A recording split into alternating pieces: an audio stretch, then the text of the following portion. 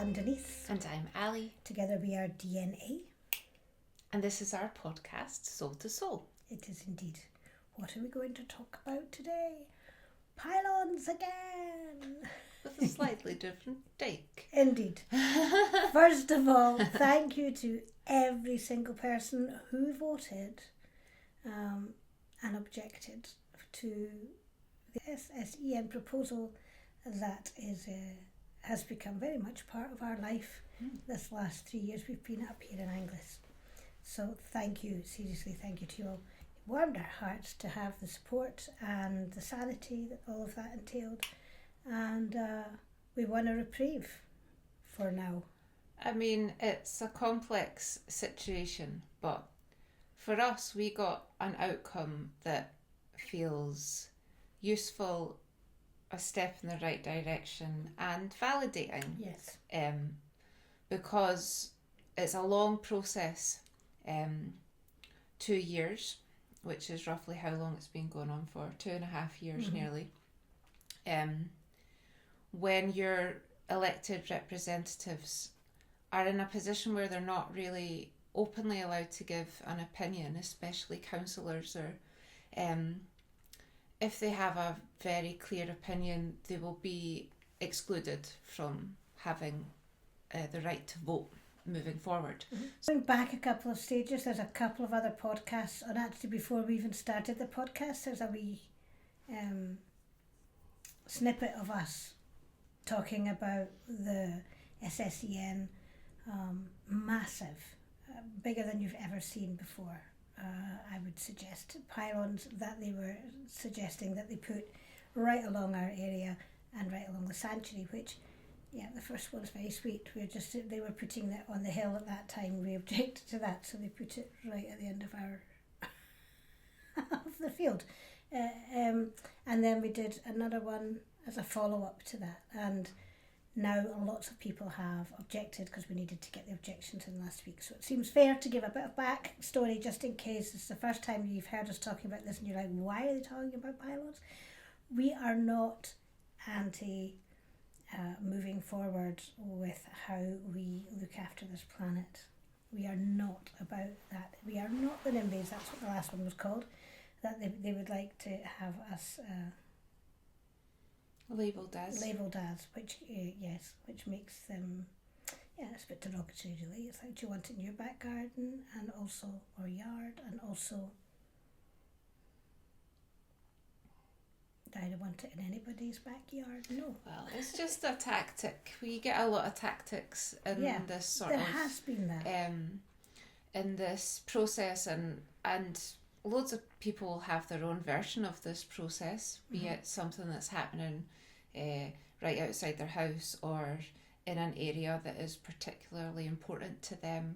I like to think that for us, Scotland as a whole is a hugely important place. It's a place of beauty and tranquility and nature, and we have so many visitors who come from all over the world to see our beautiful landscapes. So to reduce it down to we are only having our strong opinion because it literally is right outside our window. It's just like it's outside thousands of people's windows, and it'll be on your journey wherever you're going.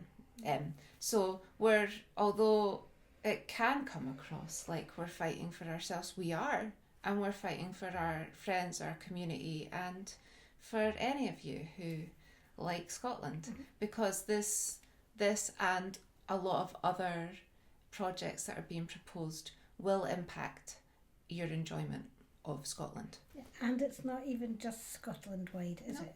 It's all over the UK and I would suggest all over the world. Yeah, we are in the equivalent of a gold rush of setting up the net zero situation, which isn't in any shape or form, the more we delved into it, is not particularly friendly to the environment. I mean, who knew? It's very hard to unpick the various messages that were given I'm calling them messages. It's a kind name for them. You could call it propaganda. You could call it the taglines of their of the various different policies. But what we're facing is having to be so educated to know when we're being fed truth and when we're being fed half truth or just a lie, basically, because it's actually a full-time job to keep on top of what is actually happening, what have I been told today, and is it true? And it really, I don't think it should be our job to fact check everything that is said by people who are in a position of power, who have been elected to represent the people of this country. I think it's like a fair default position to go, what they are allowed to say to us must be at least factually true. It might have bias in it, but it should at least be factually correct. It is not. and there's a good programme that was we talked about in one of our last Pylon podcasts. It's the Great British, I'm going to just write it on the screen because I can't remember. It's something upgrade, the Great Grid Upgrade, I think it's called. It's a very good programme that focuses on the whole of the UK and the various different challenges communities are facing with different energy projects. And they challenge truth-telling in that, which is really useful. So we didn't have to do that. Thank you very much. Yeah, it did help. What happened 2 days after our thank you to the Angus councillors and Angus Council in general, which just did a resounding no to that, which then the idea would be now it will go to a public inquiry is the next suggested step. 2 days after we got our result, which I have to say I had no idea how much of a weight it was until we got that little glimmer. And as you say, the validation, which was vital, because we have been, in the beginning, in the very first little podcast message, our pre-podcast message, it was just us two who were like taking to our own social media to go, what on earth is this? Then by the time we were doing the NIMBYs one, it was like, oh, there's a whole movement now. There's a whole bunch of communities now getting involved with this, and have been for some considerable amount of time. And you guys that did help us too. 2 days after, and it's validating that the councillors finally got a chance to say something, including this is colossal vandalism. That's an amazing statement, to hear. Yes, it is. This is vandalism of the planet. What is going on here? But 2 days after we had said this validation experience, up the road in Aberdeenshire, the councillors didn't get to vote and planning passed it. They just decided to take that. I don't know what the legalities of all of that were or are, but I do know that where we got a tiny bit of relief and validation, our neighbours, sisters and brothers up in Aberdeenshire did not receive that, and that was passed. The other part, exactly the same as ours but further up the road, was passed. And I know that further up in the Highlands, one of the councils up there did say no and stand up and object to something. So we are in, it's a huge hustle bustle going on, and to all the Aberdeenshire crew, we are so sorry. You have our support. And I'm hoping that what has happened in Angus will also impact. Well, it will, because it's one project, it's one proposal.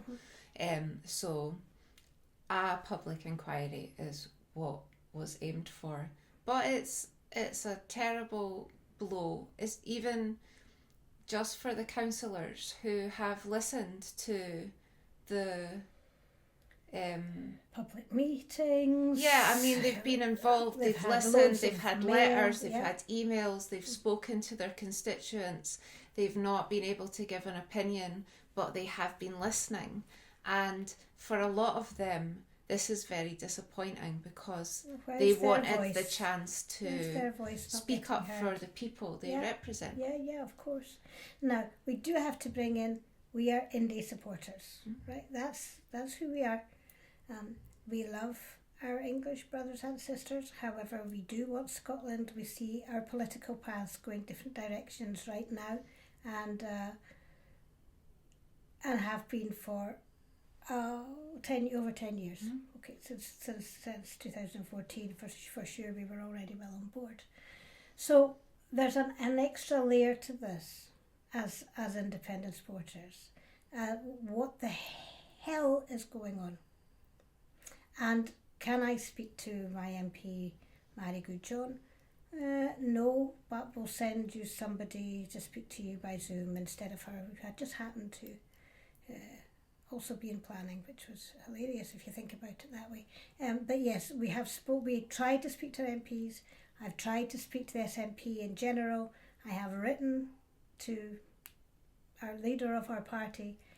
I know that this has happened. This has been set up on Nicola Sturgeon's watch. We were huge fanatical fans of this lady. Still have a lot of respect. However, what the hell is going on? We would like somebody from the independence movement to get in touch with us. When I took this to Believe in Scotland and attended a Zoom meeting, it was very much approached as if it was a done deal. Happy again to speak to Gordon, happy to speak to John Sweeney. We really like to speak to Nicola Sturgeon for many, many reasons. But we are calling out what the hell is going on, because this does not feel aligned with the Scotland that we're going to be moving into, and is crippling what you would expect to be, results for the SNP. Who do we vote for, and what happens when we don't have a vote? We are not getting anything from Mary Goodjohn, who is our actual MP, and we are not getting anything from Gillian Martin, who says it would be against the ministerial code to speak to us. But John if you Sweeney? read the various newspaper articles in the last week about that, there is a huge paper trail of her speaking with the energy project leaders. Because we're talking about Gillian, is that what I just said? Yeah, Gillian Martin, who she is literally the energy secretary. So if the energy secretary is speaking to SSEN, how is there, and not speaking to the communities, because that's against ministerial code, there is something wrong here. But actually she doesn't. The thing in this is, you don't need to speak to the people, but you do need to listen. And being invited to various meetings over and over again to hear what people are saying. There's been so much community activity. It would just be a level of respect to go, I hear your words, and even if I can't make a pointed comment or an opinion, I can hear what you're saying. And there are pictures of Gillian with SSEN, with the big renewals companies going forward for Scotland. It's like we are not in agreement with that. Now, there's always going to be things you don't agree about in any movement, in any world, in any family, and there's always going to be hustle and bustle. But this is across the board. Angus Council are against it. The people around here are against it, and we're not getting even this is why it's good for you. Give us something, and don't tell us it's because SSEN are building 40 houses in Brecon. That's not going to wash. Don't tell us we're going to have cheaper electricity. Because that's not true. It's not true. Don't tell the people that this is to save the climate, because the amount of green electricity projects that are in the queue to be considered is like so much more than we will need I wish I had my friend Kate here because she always knows the numbers. But I think it's something like about 700 gigawatts of projects in the queue at this moment. And we will need 25 gigawatts in from 2050. Now, if these numbers are wrong, I'm just going to ask my friend Kate, and she'll tell me, and I'll just bleep this out and put the right numbers underneath, because it's a full-time job to keep up enough with the right yes. information. We have enough energy in Scotland for energy now. We do. Now. So anything that's happening here that's costing billions of pounds is coming out of our purses. That's why our electricity bills are going up. And those houses that are being offered to various councils, including our local Brecon Council, are being offered houses from SSEN. We will pay for them in our bills. I would rather just give the money straight to Brecon Council to buy someone a house. I mean, honestly, it's tough because there's a lot to unpick, and there's a lot that sounds on the surface really positive. Jobs for the local people. Then why do we need to build houses if the local people are going to be working instead of people that are being contracted and brought in? Because what they're actually building houses for initially is for the workers that they're bringing in to do the work, and that is what they're saying, which is completely cognitive dissonance from them saying we're going to give everybody who's involved is going to be on a local job. So it just goes on and on and on. And as people who analyse transactions and communication for a living, it's like watching, I keep saying it, it's like watching a snail car crash. It's like you can see it all coming, you can see lots of bed, nothing adds up, and it's just like, I mean, really, it's crazy making. So again, I am directly appealing to anybody out there who knows these people or who knows the systems that we're talking about, because we need to feed that back. Help us to understand. We're not here just to moan and groan. We're here to bring understanding. We're saying the unsayable things. This is our position. This is our point of view. Help us understand your point of view. Help us understand how we all move forward, because it's that will move things forward again. Because we are in beyond a stalemate right now. And not even councils are agreeing with what the governments are doing. And one of the things we do hear a lot is it's down to the UK. It's down to the UK. We do not have the power to decide if they're doing that or not. It's down to the UK government. This is not Scottish government's domain.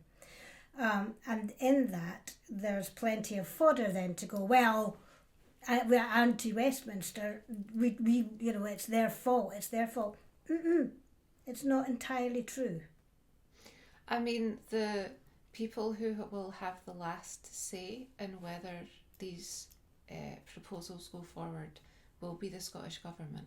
It won't be Westminster, and it's easier. Like, it would be easier for me to accept that it wasn't my government. Oh my goodness! It's being done to us. Whoa, it's very painful. It's agony. It's agony. And we're there's a lot of rhetoric that the people campaigning against this are combative and anti-net zero and whatever else you want to call us. But really not progressive in the least. And it's just we are progressive. And you know us. If you go watch the other stuffs, look at us. But we're not. There's not plenty of proof to go that actually we want more communication. We don't want to fight. We're peace, not war people. But that's sometimes true. When you are pushed into a situation where you feel your safety is under threat. Under threat, thank you. You're welcome. You see the behaviour rather than hearing the words. So we can look like we're getting angry and and actually it's sadness, it's fear. We don't know what the future looks like. We have to live very much in the now. It's a very present making thing. It's a very understanding. We understand our autonomic nervous systems. It's the day job. Not having safety in your home, no surprise, is surprisingly disheveling as an autonomic nervous system happening. Our thread through everything we do is called home. Our album, it's called Home. We are in a deep dive at looking at home and belonging as psychological supervisors and holistic supervisors around health, trauma, well-being, all of that kind of stuff. This is an absolute highlight at how ill you can make your own people by drip feeding them bullshit, not coming to the table and speaking as adults with us. It's oppressive. It's oppressive and it's unnecessary. And it's very, very, very bad for people's mental health and well-being. Really is very, very, very bad. And in each of the consultations I have said, do you have a mental health and well-being officer? Because this is very, very bad in my, not my humble opinion, in my professional opinion. This is really serious for people. This is really bad. And this is now we're tickety talking into nearly, we're over 2.5 years now of drippity drip. You want to understand why everybody's not physically not well? Oh, we need more NHS, we need more of the... Yes, but you're making people ill over here with this psychological stress and tension that you put them in. And yes, we have made friends. We've made real... There's people around here now that know us and know us better for having gone through this together. However, the process, and it is a process, is very enriching, but it's awful. It is absolutely awful, and there can be no getting away from the fact that this is impacting people's homes, psychological well-being, and ours. We are people. Who knew? And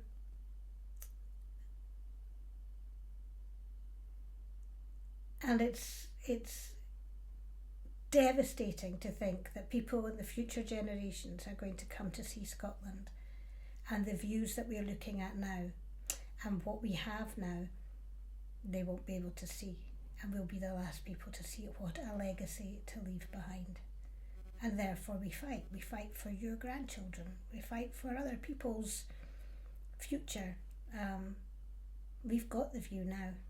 It's not just about the view, it's about the concrete, it's about the bringing stuff all the way from China and the other side of the world. This is not green. And if you want to look around and see who is doing what we're intending to do, and what we'll do to our roadways, what we'll do to our farmland, it will make some of it unusable for how long do you remember? And I'm putting you on the spot, so I'm sorry if you don't have a clue of how many years it would impact. It will impact for years and years and years and years and years and years to come. It's like some land will not be usable again. Yes. Actually, some farmland will not be usable again. Oh no, I'm doing that thing that I do when I flick my hair, which is, we're going to have to make a video about the hair flicking, because literally since Wicked, every time I do it now, I'm like, Galinda, I'm Galinda. She changes the subject. I diversify, but I just caught me and went, no, stop doing the Galinda. I think quite often when we have done a podcast or a chat about this before, we've had quite a clear call to action that we've asked of you. And firstly, I just want to say thank you. If you've listened again to us talking about this, it's something that gets us right at the edge of the frying pan. Like it's arousal inducing. Yes. It's stressful, and there's a lot of passion, because although we're not combative people, this is a fight. It is a fight, and what we're asking is question everything. Question everything. If you have a link to an independence group, any of the politicians, we don't want to force our point. We want to understand. If there is an actual, reasonable, logical, fair reason to do everything that's been asked, then we want to know what that is, because I would suggest we're fairly educated on this point, at this point in time, and I can't see what the good, logical, fair reason is just now. And likewise, if you are like we were when we arrived from Edinburgh, do not flick your hair. If you're like we were when we arrived from Edinburgh, and it's just like, oh, renewables, oh, Wonder Green, oh, Scotland is a marvel, and we want to be part of it,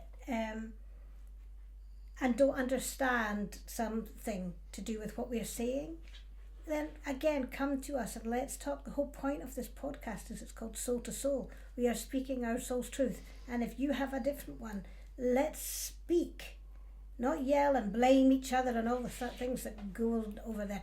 Let's talk about this so that we can understand a different point of view, or fill in a gap of something that you understood that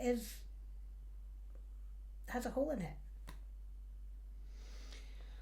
Always be wary when you're pointing your finger at your neighbour, calling them a NIMBY, or whatever you think us NIMBYs call you. Because in those moments we are not paying attention to what is going on above us, and that is where we need to be putting our energy. There is so much in this process that can turn neighbours against each other, yes, and people against each other, yes, and you said that and you did this, and actually in that we are creating the perfect atmosphere that the companies like SSEN want us to be in, because when we are facing towards them united, that's scary. But when we're all bickering with each other, they're like, yes, we can get away with anything just now. Yes. So if you have a very differing point of view, speak to us. We're nice people. We are open. I would love to be proved wrong. I really would. And be championing what's happening. But just can't do it right now. So not in any shape or form. Bring your point of view. Yes. And a cup of tea. What you're saying is lovely. And if any of those up there would like to speak to us, we are happy to speak to you. Yeah. Absolutely happy to speak to you. But if you don't speak to any of us, then we are now going to be scrutinising everything that you say and do, as we have been. And again, let's talk. Without talking, it's a them or us situation, and the world is just too in need of healing for that to be the case. But if people are going to take the piss, then we are going to say... This is going to be an explicit version of the podcast this week. If people are going to give you another option in case you want an edit, if people are going to... we are not going to split and bicker with ourselves. It's such a great point, Ali, and one worth repeating. We're not looking over here and over here. We're looking up there. That's all. We're not wanting to bicker with anybody, but we will discuss to fill in our own education. So there you go. And to help others to do the same. There will forever be what it feels like just now, another project that we'll ask you to send an objection about. Yeah. So keep an eye out. Yeah. But also talk to us, share this with people. Please do. Because if you don't know, you don't know. It's as simple as that. Yeah. And it's not your fault, really, if you don't know, because we are given a certain amount of information. And there's so many things going on that each person has to champion the things that are coming in at them, right? Hard to split yourself over everything. Yeah, absolutely we can. So and thank you. Thank you. Thank you for all objections, all words of support. And getting this far. Yeah. Down this third podcast. Exactly. I really, really would love for this to be the last podcast we ever have to talk about this in. Yes, not going to be. I can already tell. But thanks for sticking with us. Yeah. And if you want to listen to other podcasts about other topics or more about pylons, you can find us at Noble House Scot on YouTube. Our website is noblehouse.scot, and we are noblehouse.scot on various platforms. If you want to listen to Home the music, we are DNA, and it's Home by DNA on all your streaming sites. Home. And breathe. Thanks for joining us, and we hope to see you again soon. Take good care. Thank you. Bye. Bye.